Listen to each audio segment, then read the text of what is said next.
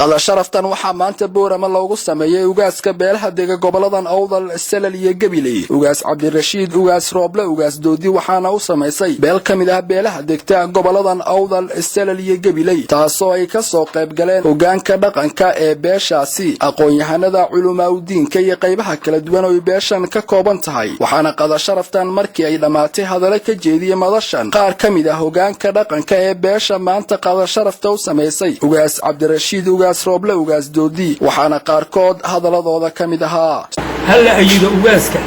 وحلا لقبته إن لقب خلص إن يسرح لي يا صوت وزيسي سلام الموضة سمد على أكبر يا سر سلام يا حساتها سمدك أكبر ونقبل النص ده إن كان سرحني ويا سر سلام أبدا مرون معي نكسر كما هجروا وانا هوسنا وما انت يسف الى هذا ساتر وقاسوا سلامتها ديت سرود ما انت ايام توصني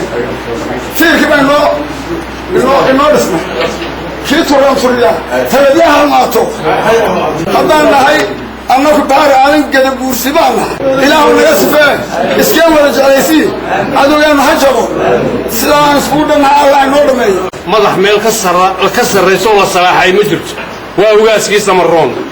وأكو سمرون كو أكتر سنة هذا الكيس يعد كيسة إن التحقلي أخرى الله قد قاقه عد كيسي ينسوج يدينيا معنا أي حنبار سيد المعرفة رفضنا من ماذا أي كوتهاي ولكن أي كلمتهاي معرفة ضريرة حنبارسن هاي حفلة دري هذه أتبع رجاس درشة نمبر 1 دكتور كينا ورئيسنا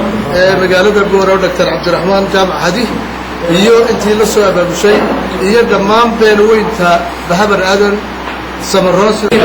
أدبر ومهندم ويس عضين تا هاي بقولي الصعوطات إس عضيتي خبر غيرك حسون لياي أموي كابولية دي أبان هاي غيرك لويا غيرك حسون لياي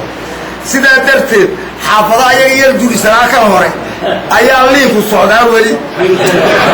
sidoo kale ugaas Cabdirashiid ugaas Rooble ugaas Doodi ayaa isaguna waxa ugu mahadceliyay beeshan kamid ah beelaha deega gobolada awdal salal iyo gabiley ee maanta qada sharaftan u sameysay wuxuuna u duceeyay beeshaasi beeshan maanta casuumadan qaaliga ah qiimaha leh inoo soo abaabushay